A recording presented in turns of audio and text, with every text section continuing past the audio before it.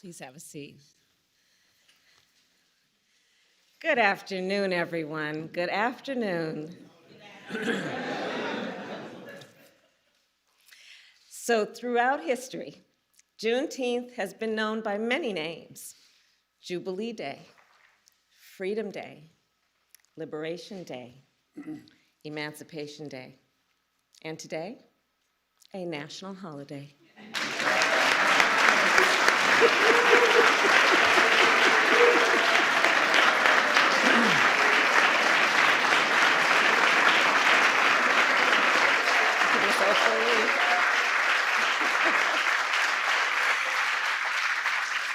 And looking out across this room, I see the advocates, the activists, the leaders who have been calling for this day for so long, including the one and only Miss Opal Lee.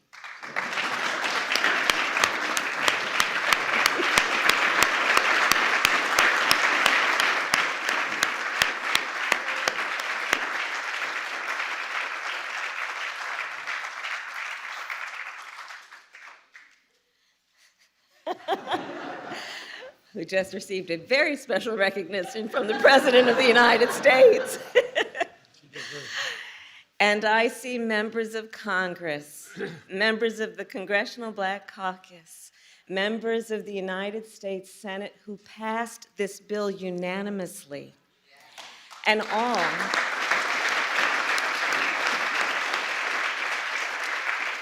all of whom collectively were responsible for delivering this bill to the President's desk. And I thank you all. We thank you all. Your nation thanks you all.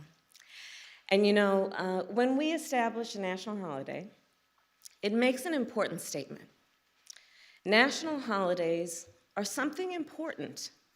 These are days when we as a nation have decided to stop and take stock, and often to acknowledge our history.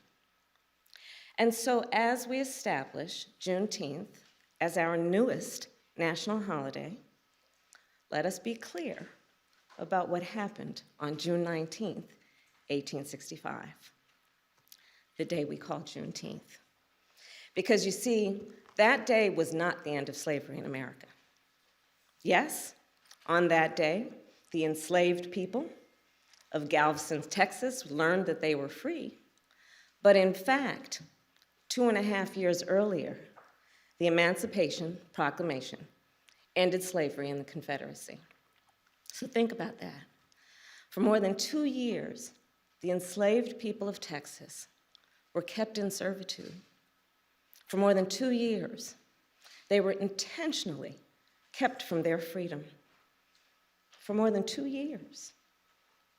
And then on that summer day, 156 years ago, the enslaved people of Texas learned the news. They learned that they were free, and they claimed their freedom. It was indeed an important day.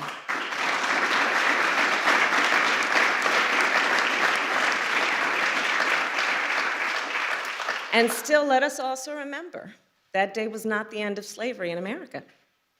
The truth is, it would be 6 more months before the 13th Amendment was ratified, before enslaved people in the South and the North were free. So as we commemorate the history of Juneteenth, as we did just weeks ago with the history of the Tulsa Race Massacre, we must learn from our history, and we must teach our children our history, because it is part of our history as a nation. It is part of American history. So let me end by saying this. We are gathered here in a house built by enslaved people. We are footsteps away from where President Abraham Lincoln signed the Emancipation Proclamation. And we are here to witness President Joe Biden establish Juneteenth as a national holiday. We have come far, and we have far to go, but today is a day of celebration. It is not only a day of pride, it is also a day for us to reaffirm and rededicate ourselves to action. And with that, I say, happy Juneteenth, everybody. And with that, I introduce the President of the United States, Joe Biden.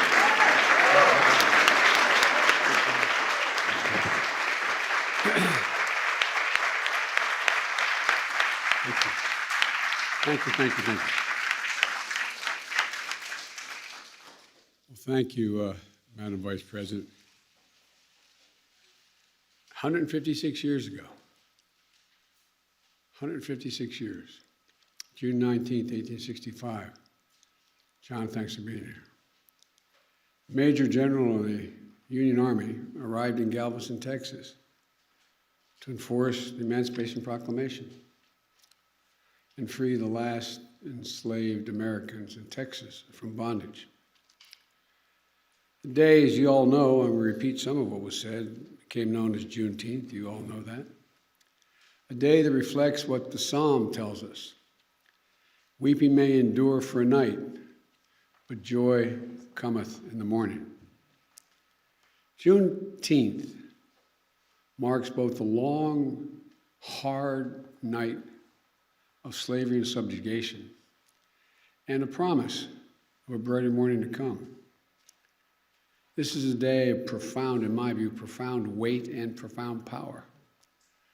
A day in which we remember the moral stain, the terrible toll that slavery took on the country and continues to take. What I've long called America's original sin. At the same time, I also remember the extraordinary capacity to heal and to hope and to emerge from those painful moments in a bitter, bitter version of ourselves, but to make a better version of ourselves.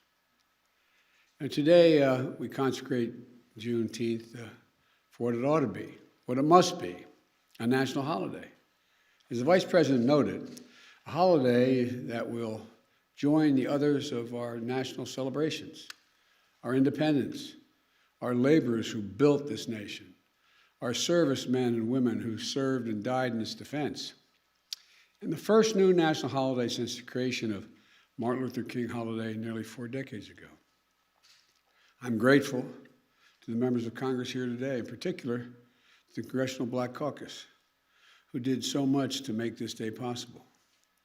I'm especially pleased that we showed the nation that we can come together as Democrats and Republicans to commemorate this day with an overwhelming bipartisan support of the Congress. I hope this is the beginning of a change in the way we deal with one another. And we're blessed to mark the day in the presence of Miss Opal Lee. As my mother said, God love her.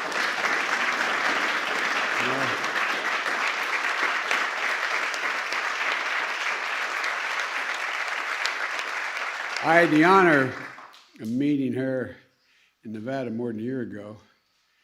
She told me she loved me, and I believed it. I wanted to believe it. Ms. Opal, you're incredible. A daughter of Texas, grandmother of the movement to make Juneteenth a federal holiday. And Ms. Opal is, you won't believe it, she's 49 years old, or 94 years old, but you are an incredible woman, Ms. Opal. You really are. As a child growing up in Texas, she and her family would celebrate Juneteenth. And Juneteenth, 1939, when she was 12 years old, a white mob torched her family home. But such hate never stopped her, any more than it stopped the vast majority of you I'm looking at from this podium. Over the course of decades, she's made it her mission to see that this day came. It was almost a singular mission. She's walked for miles and miles, literally and figuratively, to bring attention to Juneteenth, to make this day possible. I ask once again, we all stand and give her a warm welcome to the White House.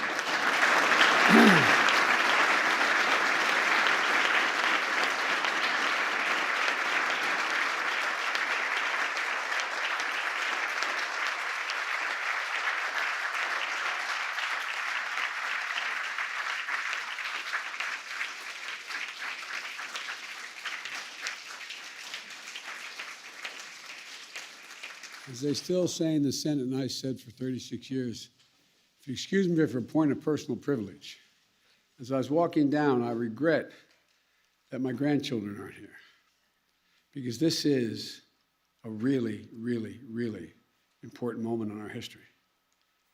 By making Juneteenth a federal holiday, all Americans can feel the power of this day and learn from our history and celebrate progress and grapple with the distance we've come, but the distance we have to travel, Jim. You know, I said a few weeks ago, marking the 100th anniversary of the Tulsa Race Massacre, great nations don't ignore their most painful moments.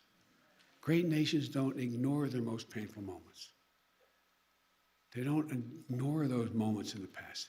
They embrace them. Great nations don't walk away. We come to terms with the mistakes we made. And in remembering those moments, we begin to heal and grow stronger. The truth is, it's simply not enough just to commemorate Juneteenth. After all, the emancipation of enslaved Black Americans didn't mark the end of America's work to deliver on the promise of equality. It only marked the beginning. To honor the true meaning of Juneteenth, we have to continue toward that promise, because we've not gotten there yet. The Vice President and I and our entire administration and all of you in this room are committed to doing just that. That's why we've launched an aggressive effort to combat racial discrimination in housing. Finally address the cruel fact that a home owned to this day by a Black American family is usually appraised at a low rate for a similar home owned by a white family in a similar area. That's why we committed to increasing Black home ownership, one of the biggest drivers of generational wealth. That's why we're making it possible for more Black entrepreneurs to access capital, because their ideas is good, they lack the capital to get their fair share of federal contracts so they can begin to build wealth. That's why we're working to give each and every child 3 and 4 years of age, not daycare, but school in a school. That's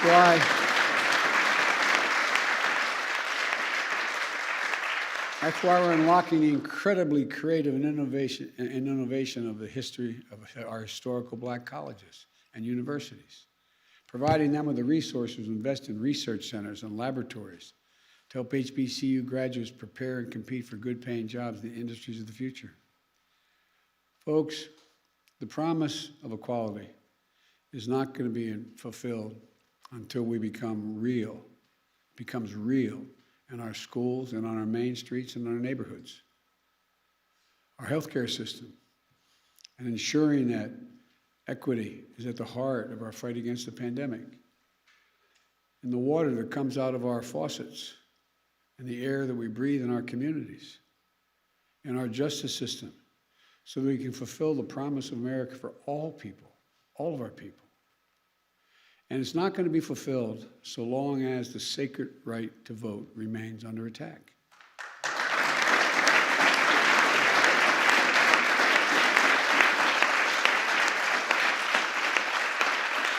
We see this assault from restrictive laws, threats of intimidation, voter purges, and more. An assault that offends the very democracy, our very democracy. We can't rest till the promise of equality is fulfilled for every one of us in every corner of this nation. That, to me, is the meaning of Juneteenth. That's what it's about. So let's make this very Juneteenth, tomorrow, the first that our nation will celebrate all together as one nation. A Juneteenth of action on many fronts. One of those is vaccinations, Tomorrow, the Vice President will be in Atlanta on a bus tour helping to spread the word like all of you have been doing on life-saving vaccines.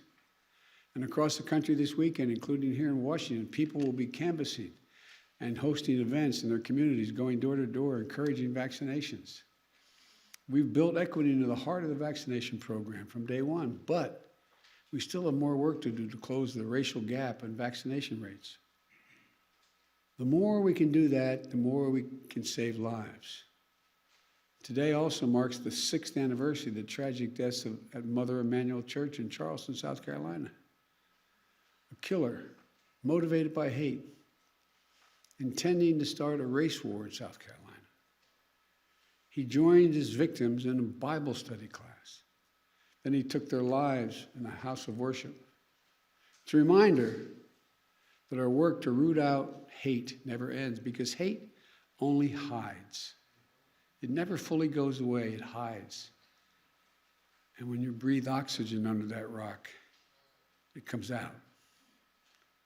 And that's what we must understand, that Juneteenth represents not only the commemoration of the end of slavery in America more than 150 years ago, but the ongoing work to have to bring true equity and racial justice into American society, which we can do. In short, this day doesn't just celebrate the past. It calls for action today. I wish all Americans a happy Juneteenth. I'm certainly going to, in a moment, going to sign into law, making it a federal holiday. And I have to say to you, I've only been president for several months, but I think this will go down for me as one of the greatest honors I will have had as president, not because I did it, you did it, Democrats and Republicans, but it's an enormous, enormous honor. Thank you for what you've done. And by the way, typical of most of us in Congress and Senate, I went down the other end of the hall first and thanked your staffs, because I know who does the hard work.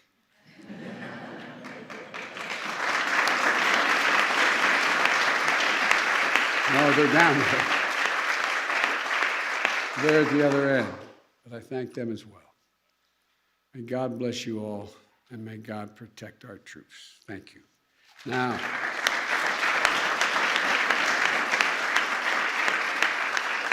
I'd like to invite up, while I sign, Senator Tina Smith, Senator Ed Markey, Senator Raphael Warnock, Senator John Cornyn, Whip John Clyburn, Representative Barbara Lee,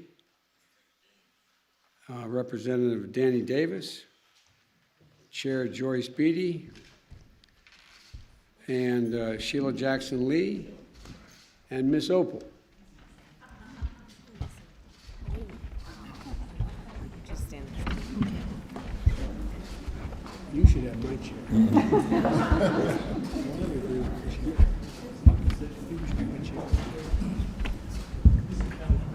No? Okay.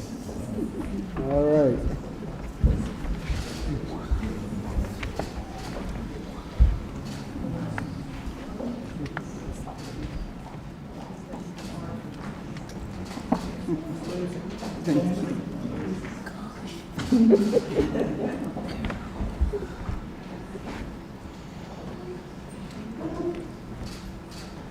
Miss Opal, that's the first one. No,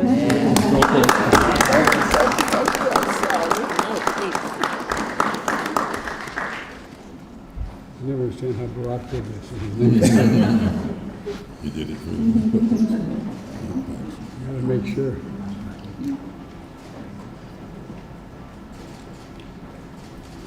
There you go. Thank you.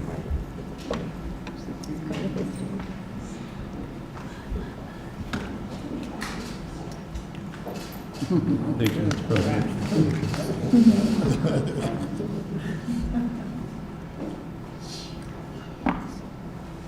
Thank you so much.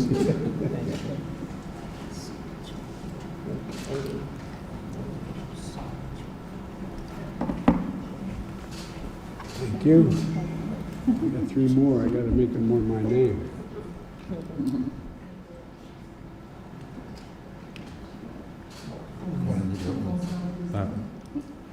Oh, I'm sorry. I've got for sure. There's a man. Texas. Did anybody else? Dan. Oh, Yeah, okay, man, I'm sorry, man. Congressman Davis. Thank you, man. Thank you. All right.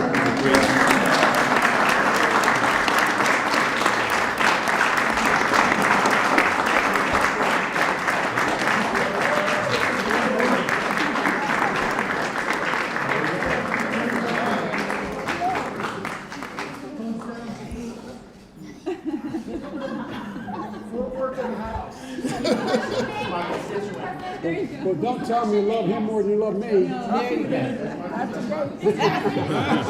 She's smart, not today, she said. All right, well, thank you, everybody. Thank you. Thank you. It's an honor. It's very an honor.